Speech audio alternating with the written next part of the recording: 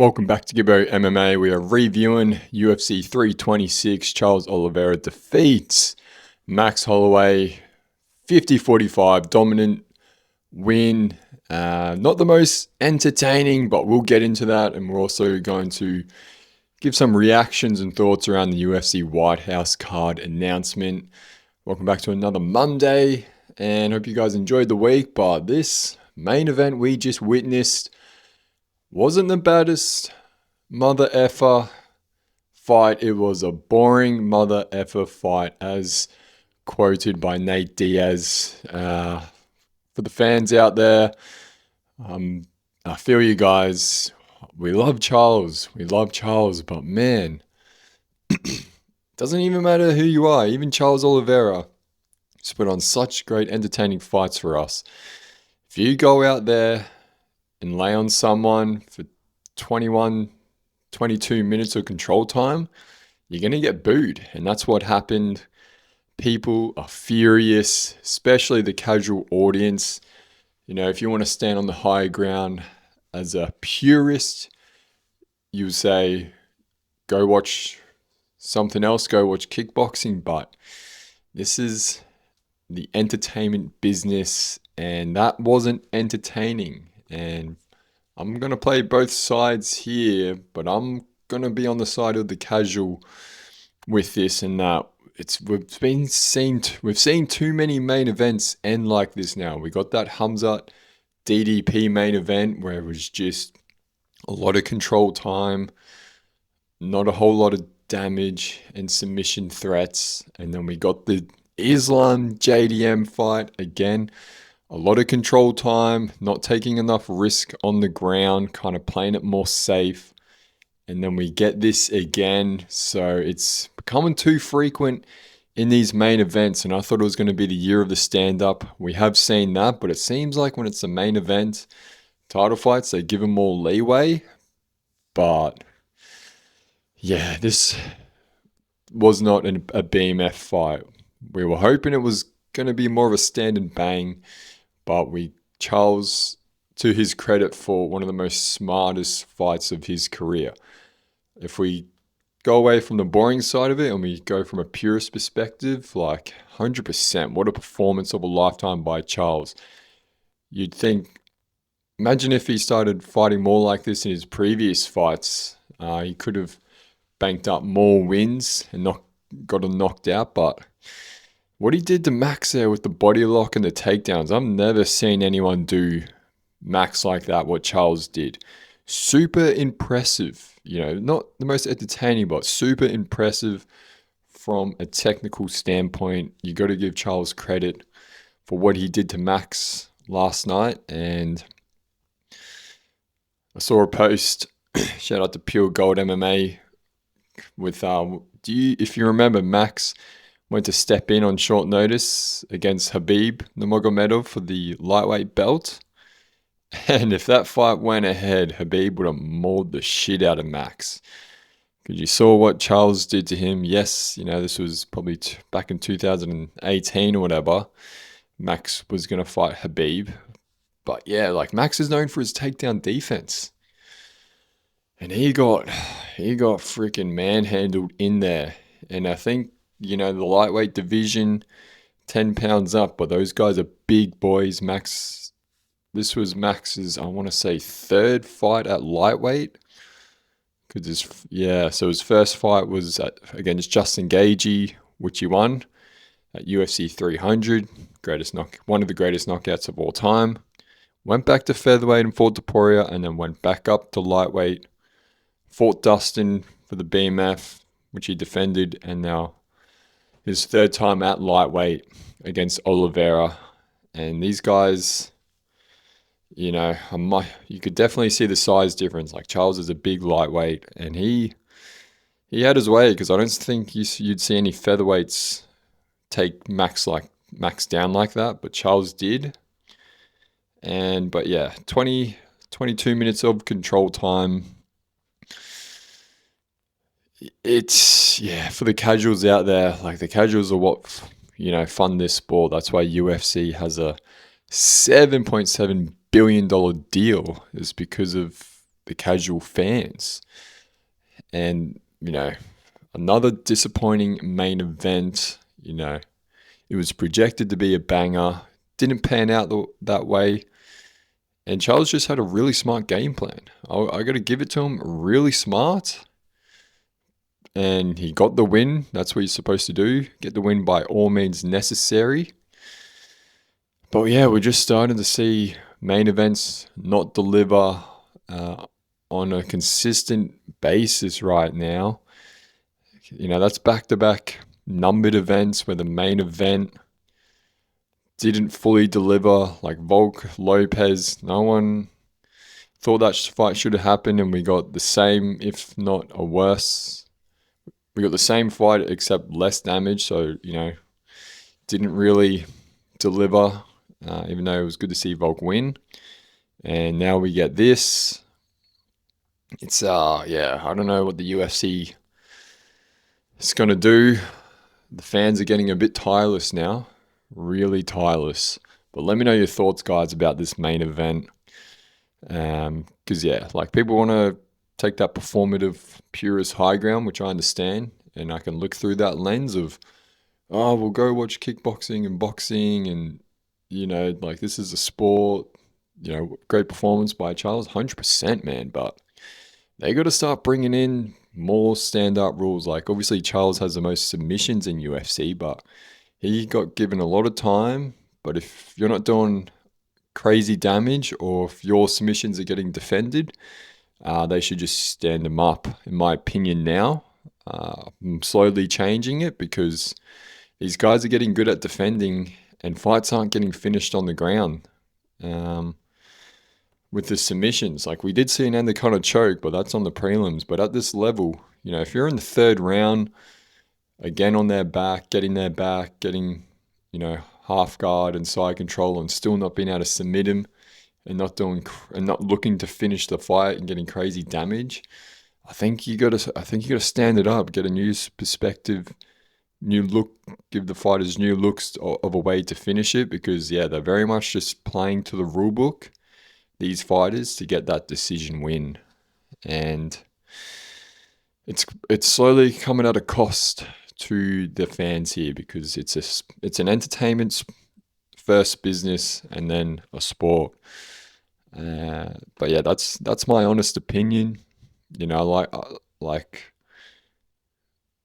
that was very much more of a jiu-jitsu grappling match with some strikes involved.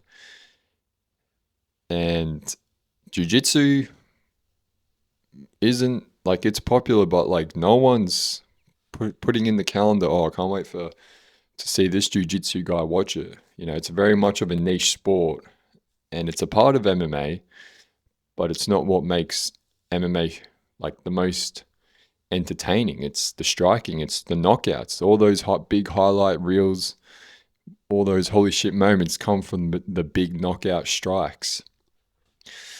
And I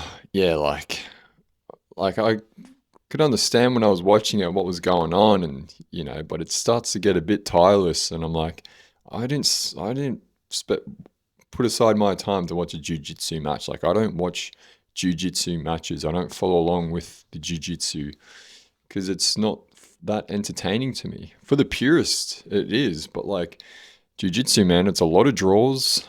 They got a weird point system. A lot of people pulling guard. It's not it's not very entertaining. But when it's an MMA and used really well, it's entertaining. And it was very much a jiu-jitsu grappling match here. I'm being pretty critical because I think, a lot of what the fans were saying, they were pretty furious, disappointed because they had the BMF belt on the line. As we know, the BMF fights are supposed to be chaotic, crazy, a lot of damage dealt.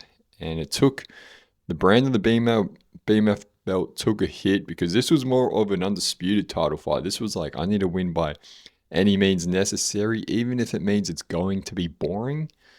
But I feel like there's an unwritten rule that if you're fighting for a BMF belt, you got to get in there and stand and bang. And we got the last 6 seconds of that. So yeah, pretty disappointing for the fans. Oliveira, still, he's given us so many great moments, whether he wins or loses. He's given us such good moments, and he definitely deserves this win. Great game plan, but the fans are very disappointed. It's crazy. No matter who you are, no matter how beloved you are, like Charles Oliveira, he was getting booed in there because if you're not putting on an entertaining fight, the fans don't care who you are, they will boo. But let's get down to the rest of this card, guys. Yeah, not the most entertaining card. I was working during the prelims and caught the last 4 fights, and then I went back and watched the others, and I was like, thank God I didn't waste my time watching all those fights live. And because I'm always reiterating and saying, like, don't make UFC or spend, if it's not worth your time watching these fights live, don't do it. Go get your money, spend time with your friends and family. Just watch the fights you want to watch. You don't have to watch the whole card to be considered, so you don't beat the casual allegations. Everyone's trying to beat the casual allegations. So, I'm not a casual. It's like, yeah, there's a weird group out there that'll be like, oh, you didn't watch every single second of the fight. You're such a casual. It's like, bro, like, do you have a life? Like, people have lives, man. Like, it's an 8-hour, 6 to 8 hour, broadcast of these fights. Like, man, people are clocking in. So, co-main event, Kai Fighting Nerd Borralho defeats Ryan Derrida, 3-round win.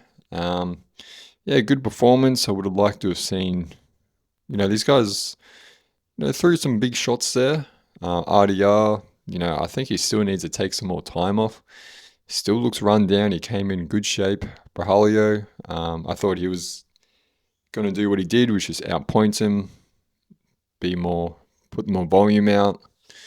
I didn't like his energy towards the end, the post-fight presser. Like, when you fight to a decision like that, trying to posture up and call loud, and he got no crowd reaction. Like, you got to be spamming the strikes. You got to be really aggressive in there.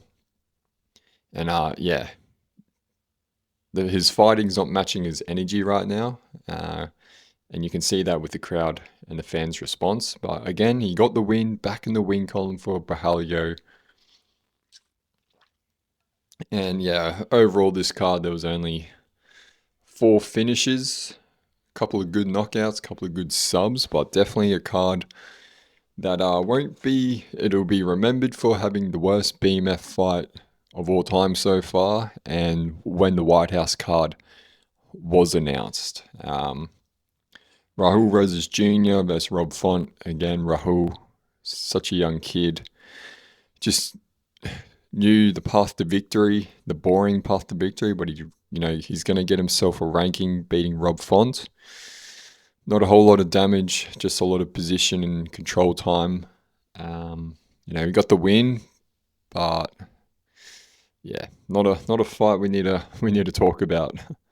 Drew Dober, Michael Johnson. From the get-go, we knew this was going to be a banger. First round, they were, just figuring each other out, warming into it, giving us, something. And then the second round, Drew Dober, just absolutely steps in and just clobbers Michael Johnson on the chin, drops him on the ground, thuds him again, and gets the knockout win. He gets a $100K bonus. Yeah, Drew Dober, man, he's not beating the allegations of beating people from the other race. He loves beating up the people with different skin color. He's such a nice guy, but man, I don't know, he seems to like lose to the white guys, but anyone else of different ethnicity, he does pretty well against. So yeah, Drew Dober, best jawline in the UFC. And then Robocop Rodriguez gets revenge on Bruno Ferrer, 1-punch knockout to kick off the main card. And that was the main card, guys. Like, not a whole lot to, it wasn't super exciting. It started off good with those 2 knockouts, and then it took, a sleepy middle section there. And then it just went, it was just downhill from the Roses Jr. fight. Not much to pay attention to there. And then, the prelims had one of the most wackiest featured prelims. Cody Garbrandt versus Long Zhao. Garbrandt winning essentially because he got low blowed twice, wins 28-27. So in the third round, Zhao or Jing Zhao, however you say, 2 low blows, so we got a point taken for each. Garbrandt was in there vomiting in the bucket. Never seen that before. Joe Rogan was saying, never seen that. And Garbrandt got angry and charged him like an NFL player. It was a weird Garbrandt to see. If he's trying to fight differently, because it wasn't the vintage Garbrandt. But the prelims, not a whole lot happened. Alberto Anaconda choke was a good submission. He gets 100K. And then Rodolfo Bellato gets the left hook knockout. He gets 100K. So not a whole lot to review here, guys. Just the fact that the main event did not deliver, and the rest of this card was pretty flat, to be honest. I got to give this card like a 4 out of 10. I mean, maybe a 3 out of 10. We won't be rewatching any of these fights unless you have to be punished and go back and watch the main event. But we had some cancelled fights. Moicano versus Ortega was supposed to be on this card. Paulo Costa versus Bruno Ferreira. And then so RoboCop steps in. That was supposed to be on it.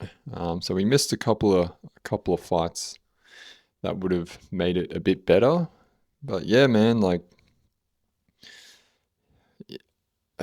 I'm not, just still a little bit disappointed from this BMF main event because, the guys like Nate Diaz, Jorge Masvidal, the first ever title, didn't end great because doctor stoppage.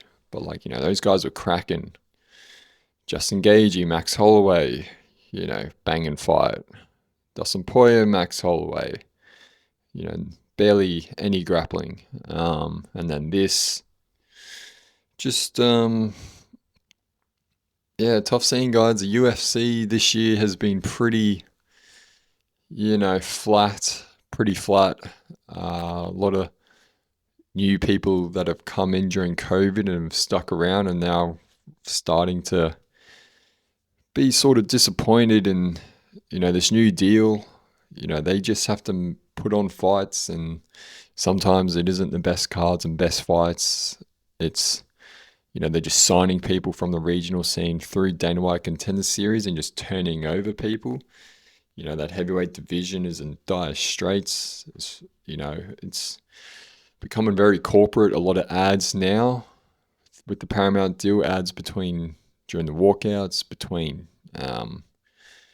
rounds. It's, during the fights, John Anik, man, I feel sorry for him. He's got to constantly spit out, brought to you by freaking Jose Cuervo, the tequila that invented tequila, sponsored by Rams, all these, sponsored gibberish you got to hear. Just takes away from it. It becomes mind-numbing, tedious.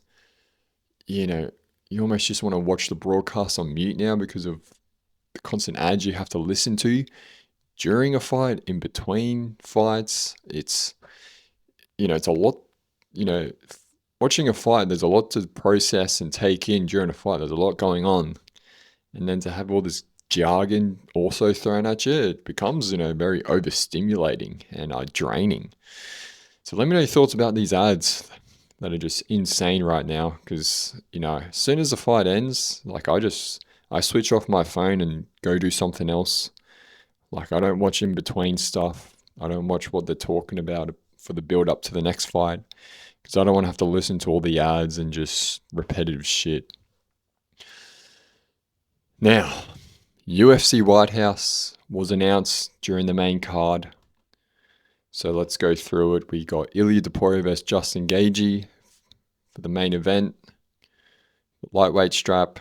Then we get Alex Pereira versus Cyril Gane for the interim heavyweight championship. Sean O'Malley versus Eamon Zahabi.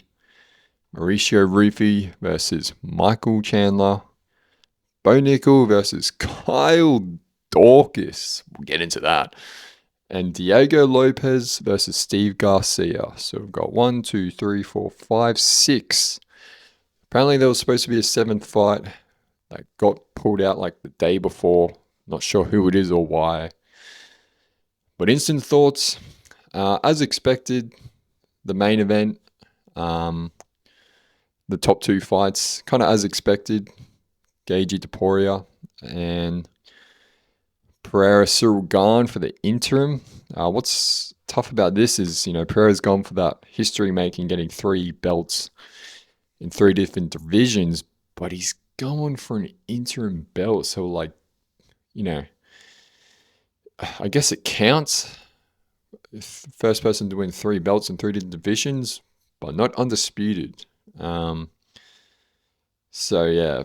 And the Topuria Gaethje, apparently that was not going to be, there's words that, Topuria wasn't real keen on it.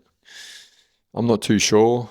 The Pereira Cyril Gane fight, I like this fight. 2 big guys, really good strikers. And then you get Sean O'Malley versus Eamon Zahabi. Man, Sandhagen, I think he was really wanting to get on this card and fight O'Malley, but UFC don't want to go that route. I think they're trying to protect Sean O'Malley, giving him Eamon Zahabi. Rufy versus Chandler. Apparently BSD was supposed to be on this fight but was injured. I assume it would have been Chandler and BSD because you know what's going to happen in that. Guys just fucking swinging haymakers, trying to clock each other's jaws. Because, yes, BSD beat Hoofy. So I'm guessing Hoofy got the opportunity to fight Chandler. And then we get Bo Nickel versus Kyle Dorcas. If this isn't a sign that the UFC are going to go down with the ship with Bo Nickel to try and push this guy to a title, this is it right here. No one cares about Bo Nickel. People care, but he hasn't lived up to what, he thinks he's going to be yet. I mean, I wish him success, but the way he talks and everything, he got fraud checked by IDR. He comes, he's at middleweight division. He gets a round 3 head kick in his last fight, which he could have got in the first round. He's only 8-1, a decorated wrestler. But and people kept complaining, why do you keep putting this guy on the main card? Because he's American, he's catering to that younger audience in America because that's their biggest market. But he just hasn't been performing. And now he's fighting Kyle Dorcas. So Kyle Dorcas is literally been fed to Bo Nickel as a sacrificial lamb at the White House. This should be illegal. This is literally a sacrifice to the MMA gods the UFC are doing so that their boy Bo Nickel can progress and get a highlight moment to get more fans and build a bigger name. And Kyle Dorcas, man, if you don't know, this guy was cut by the UFC and fighting on the regional scene last year and only just got brought back. So it's just, I can't believe this is at the White House. His record in the UFC is 4-4. His last win was against Gerald Meerschaert. Gerald Meerschaert, I have to say it should have been retired 3 years ago. I mean, it was a round 1 dash choke. Meerschaert, known for his grappling, gets round 1 dash. Come on, man. Yeah, because he got cut from the UFC after his loss to Eric Anders in 2022, and then goes back to CFFC and goes on for the next 4 years or so. 3 years. 2 years, sorry. Goes back on the regional scene for 2 years. and then gets a chance against Michelle Pereira and gets a first round knockout. So like the guy who was cut to the regional scene and only got back into the UFC of August last year, I think for a short notice probably, is now fighting on the White House. Unranked guy fighting on the White House who was fighting on the regional scene last year because he got cut. Like, come on, man. Seriously, and this is what makes this announcement a bit of a letdown of this card, because it's been building for so long, and you're getting unranked regional scene guys on this card purely because you want to push another guy who you're just trying to gaslight into promoting to the fans. And it's like, God damn it. Like, this is why Bo Nickel gets the flack he does. Sometimes it's not his fault what the UFC are doing with him. But at the end of the day, I think the writing's on the wall. Like, stop feeding us Bo Nickel stuff. It's like propaganda. Stop feeding us the Bo Nickel propaganda. Like, chuck him on the prelims and let him earn it, man. But as we keep going, reacting to the other fights, Michael Chandler, Conor McGregor, see you at the top, Michael Chandler. He's back, getting fired with Hoofy. He's probably going to get spinning wheel kick knockout. And Lopez Garcia, I like this. Lopez, I think this is a good fight for him, fighting back in the rankings, which he should have already been doing. But Lopez, this is why he gets title fights and opportunities like this, is because he's always down to fight. He's always like, yep, and he's reliable. So he gets to fight Garcia, who's on a great run right now. And yeah, like overall, pretty as expected. Like, I think, the main and co-main event, people already knew those fights were as soon as Pereira vacated, you kind of knew he was going to fight Cyril Gane or John Jones. And I think the biggest disappointment on this is not either John Jones or Conor McGregor aren't on this card. Dana White was saying, John Jones was never going to be in this card at the press conference yesterday.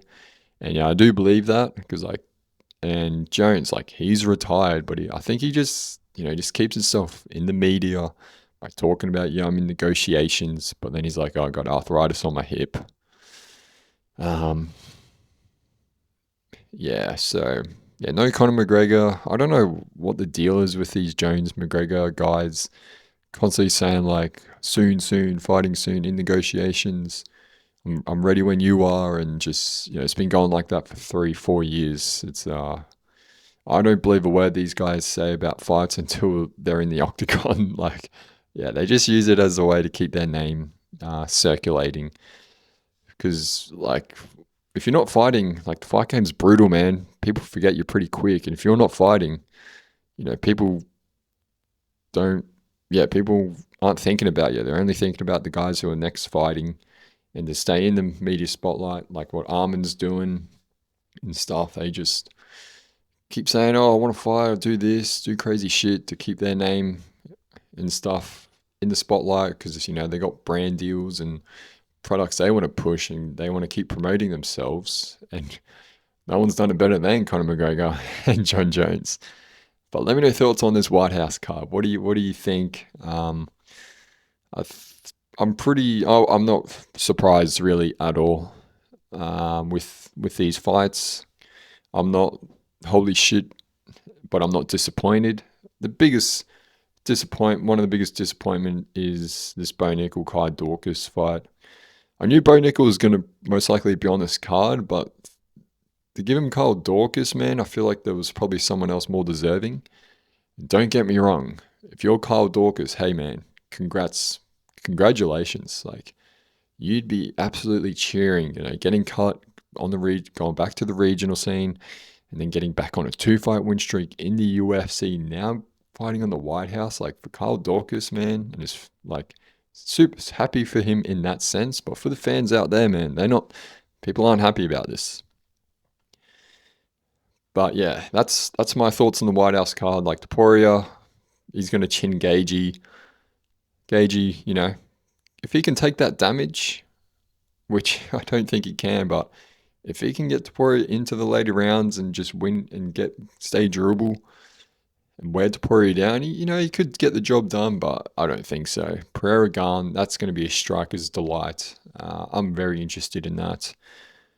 But yeah, that's Freedom 250 because I believe it's the 25th anniversary or birthday of USA or whatever. But yeah, that's my reaction review to UFC 326 and to the White House this weekend. We've got back in the Apex. We've got Josh Emmett taking on a young up-and-coming prospect on fire, Kevin Vallejos. Very much of an Apexy card. Some good ranked matchups. We've got Marwan Verhiki from Australia. Featherweight guy. He's one to watch out for. And Charles Johnson, he's back in the octagon. Shout out to him stepping in and fighting Bruno Silva. Where is he? Yep. So yeah, that fight's cards. My quick preview on that is I think Vallejos is going to try and knock out Josh Emmett. Amanda Lemos, Gillian Robinson, co-main. Yeah, not too many thoughts there.